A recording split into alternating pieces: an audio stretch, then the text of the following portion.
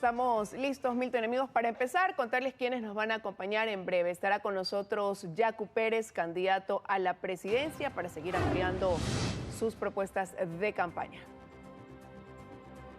Y vamos a conversar con la alcaldesa de Ambato, Diana Gaiza, para que nos cuente cómo le va en estos casi 2 primeros meses de su gestión al frente del municipio de la capital del Tungurahua. Empezamos.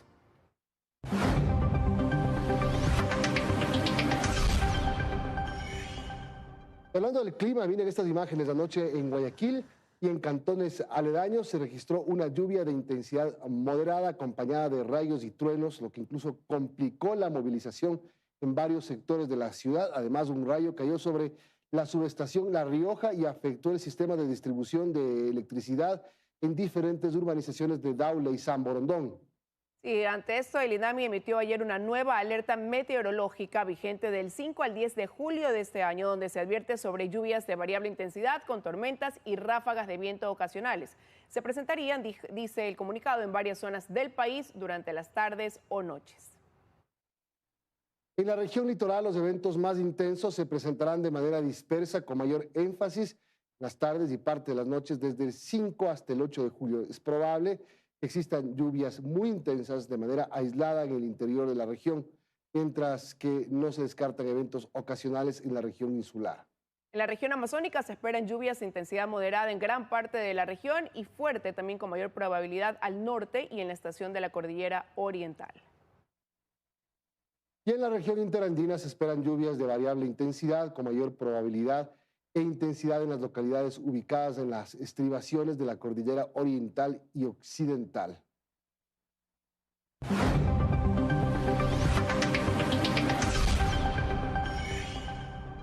El presidente de la República, Guillermo Lasso, firmó este miércoles los decretos ejecutivos sobre la restitución del Instituto de Cine y Creación Audiovisual y el reglamento de la Ley de Transformación Digital y Audiovisual.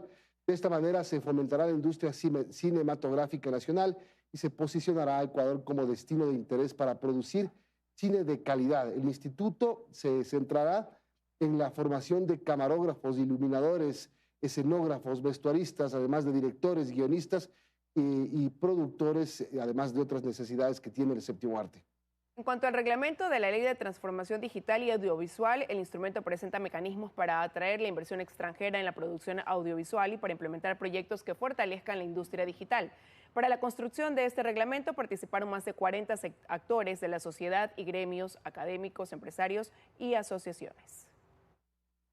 Con la restitución del Instituto de Cine vamos a potenciar el fomento a la industria cinematográfica nacional y a posicionar al Ecuador como un destino de interés para producir cine de calidad. Así como el Ecuador inicia una nueva etapa de despliegue tecnológico y transformación digital, en la cual el avance importante de conectividad que hemos tenido, que en estos 2 años ha sido mucho más que en los 10 previos, han permitido que ya podamos hablar de nuevas tecnologías que también nos insertan en el mundo. Blockchain, LoRaWAN, inteligencia artificial, Internet de las cosas, entre otras. Además de estar firmando un reglamento que puede canalizar los aspectos que contempla esta ley y que contiene poderosos incentivos para la inversión nacional y la inversión internacional, hoy estamos dando un hito fundamental adicional, que es tener los elementos para que este importante sector del país sea un sector productivo completo.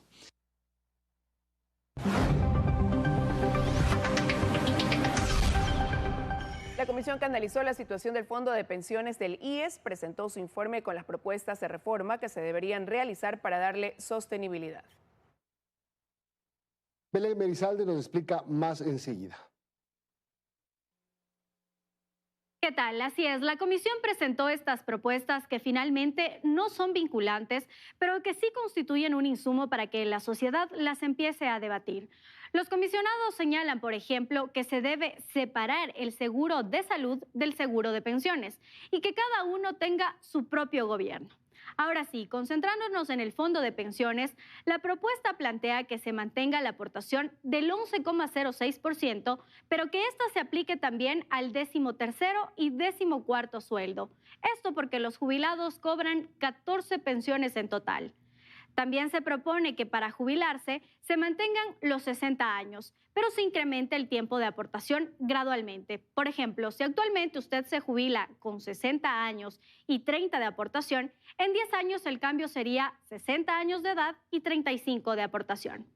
Respecto del cálculo para la pensión, se propone que ya no solo se tomen en cuenta los 5 mejores años, sino que estos vayan incrementando hasta llegar a 30 años de mejor remuneración. La transición sería lenta y tomaría 25 años. Por ejemplo, en el primer año de vigencia de las reformas, las pensiones se calcularán con base a los 6 mejores años de remuneración, en el segundo año con los 7 mejores años y así sucesivamente. Se propone también que la jubilación patronal de nuevos contratos sea convertida en un plan de ahorro para la vejez, en donde el empleador aporte obligatoriamente 1% a ese fondo y que en caso de que el empleado llegue a salir del lugar de trabajo pueda llevarse consigo el monto acumulado. Hay más iniciativas que se plantean y que les contamos en el siguiente reportaje. Después de 6 meses de trabajo, la comisión que formó el gobierno para que analice la situación del Fondo de Pensiones del IES presentó el informe con algunas recomendaciones. Estamos entrando en una zona de peligro en la cual no va a haber dólares para pagar las pensiones de los jubilados. Entre las propuestas están que los trabajadores formales independientes sean obligados a afiliarse al IES. Si tú facturas, para poder renovar tu RUC y seguir facturando, vas a tener que demostrar que estás afiliado. También se plantea que el fondo de cesantía se convierta en un ahorro para la vejez y que este solo pueda ser retirado cuando el afiliado se jubile. Además, que el fondo pueda servir como patrimonio para créditos hipotecarios. La fórmula para calcular el monto de la pensión que recibiría cada jubilado también variaría y se tomarían en cuenta 2 componentes. Una pensión básica que corresponde a la mitad de un salario básico unificado, sumado a una pensión variable calculada con una fórmula que respete tiempo de aporte más tiempo de beneficio. Actualmente en el Ecuador, los jubilados reciben un 90% del salario que tenían cuando estaban activos, una de las tasas más altas del planeta, según explica la comisión. En el mundo, esa tasa bordea el 60%. Con relación a los fondos de reserva, se propone que la mitad del aporte, es decir, el 4%, se destine obligatoriamente a cubrir necesidades de consumo del corto y mediano plazo, mientras que el 4,33% restante podrá continuar siendo mensualizado y el trabajador podrá elegir la entidad financiera que gestione sus recursos. Estas reformas, de ser aceptadas y ejecutadas, entrarían en vigencia gradualmente. Alguien que le falta todavía la mitad de su tiempo para llegar a la jubilación de él va a ser 50% del actual sistema y 50% del nuevo sistema. Las propuestas requieren de una gran reforma legal y un amplio debate social, explican. A través de la Asamblea, el gobierno, aprobamos o no aprobamos esto. El sistema requiere que se lo cambie. Según las estimaciones de la comisión, el fondo de pensiones podría entrar en terapia intensiva en 2027 si no se toman medidas ya.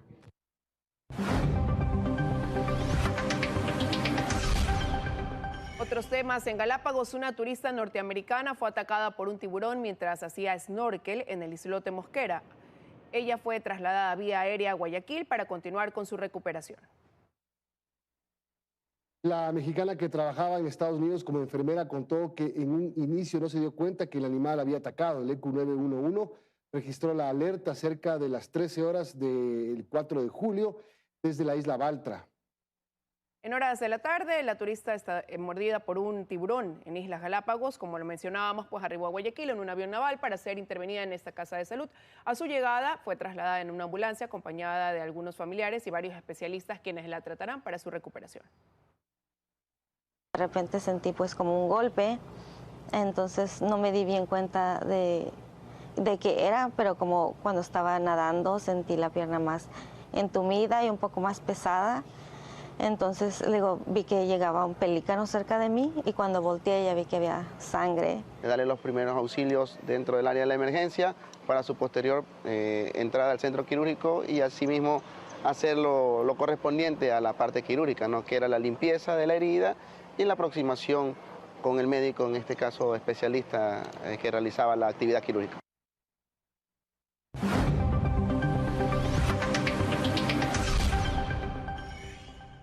Inició la capacitación a los miembros de las juntas receptoras del voto a nivel país. En total son 279.244 los miembros de las juntas receptoras del voto que deberán recibir capacitación desde este 5 de julio para que se desarrolle este proceso. Hay 557 capacitadores habilitados a nivel nacional. En Pichincha está habilitado 3 puntos, se han habilitado 3 puntos de capacitación en la sede de la delegación provincial, el edificio del Arcotel y la Unión de Cooperativas de Transporte de Taxis de Pichincha.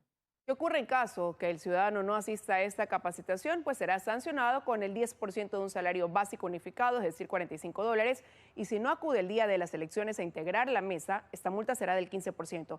Recuerde que si usted es miembro de una junta receptora del voto, podrá recibir esta capacitación hasta el día del sufragio, el próximo domingo 20 de agosto, y este proceso no toma más de 60 minutos. 7:14, vamos a hacer la primera pausa, regresamos con más. Ya volvemos.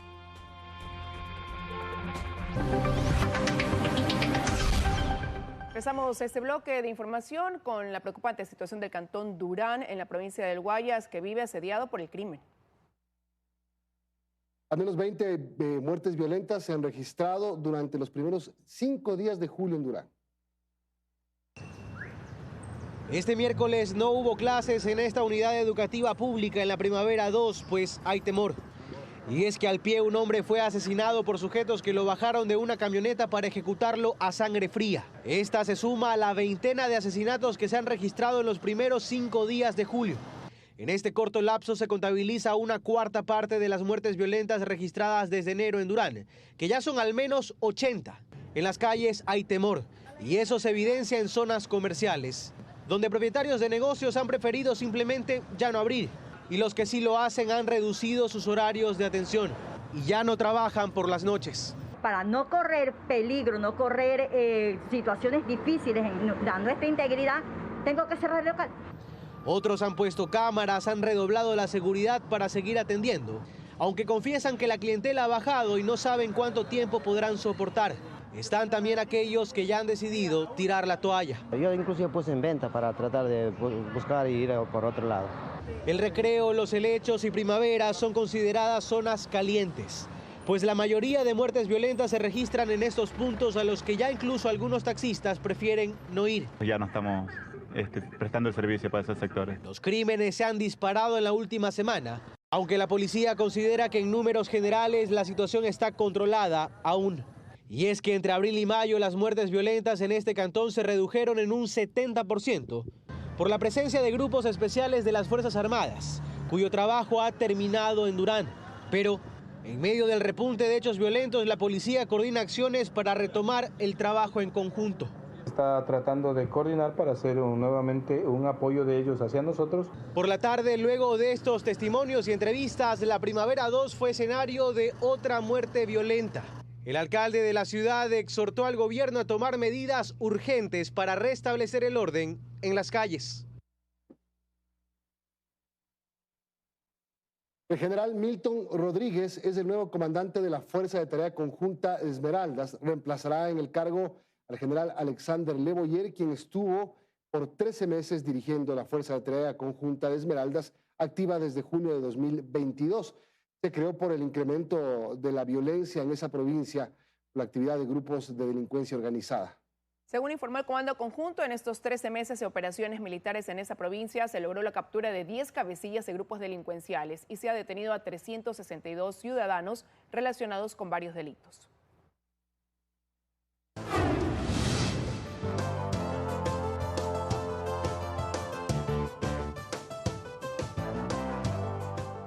A vísperas de una tregua bilateral, la guerrillera izquierdista del Ejército de Liberación Nacional secuestró a un sargento y sus 2 hijos de 6 y 8 años, uno de ellos autista.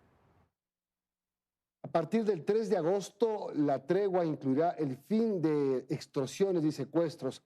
Sin embargo, el ministro de Defensa colombiano, Iván Velázquez, comentó que una facción de la guerrilla del ELN en el departamento del Chocó no formará parte de este alto al fuego.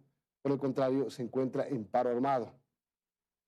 El lanzamiento de la nueva red social y competencia de Twitter, Threads, se adelantó un día y su lanzamiento oficial fue ayer. El presidente de Meta, Mark Zuckerberg, anunció que en las primeras 7 horas tras su lanzamiento se han producido ya 10 millones de descargas. Threads ya está disponible en las tiendas de iPhone y Android para reservar de forma gratuita. Al menos 16 personas murieron ayer y otras resultaron heridas por una aparente fuga de gas ocurrida en un asentamiento informal en el norte de Sudáfrica, según informaron los servicios de emergencia. Las víctimas fueron trasladadas a un hospital, según la información del portavoz. Los ingresados en la casa de salud son 16 en total, los cuales 4 están en críticos y otros 11 graves, pero estables, mientras que uno ha sido admitido en un estado de plena conciencia, confirmaron. En México se reportó un accidente de un autobús que cayó a un barranco donde al menos 25 personas murieron, mientras que 17 resultaron heridas. Presuntamente el conductor de la unidad perdió el control cuando circulaba dentro de la comunidad de Magdalena Peñasco y cayó aproximadamente a un barranco de 25 metros de profundidad, fue lo que comentaron las autoridades, expresando su pésame a las familias de los afectados. 7:22 de la mañana, con esto, Milton, amigos, momento de hacer una pausa. Regresamos para las entrevistas. Recuerde que va a estar con nosotros el candidato a la presidencia de la República, Yacu Pérez, y la alcaldesa de Ambato, Diana Caiza.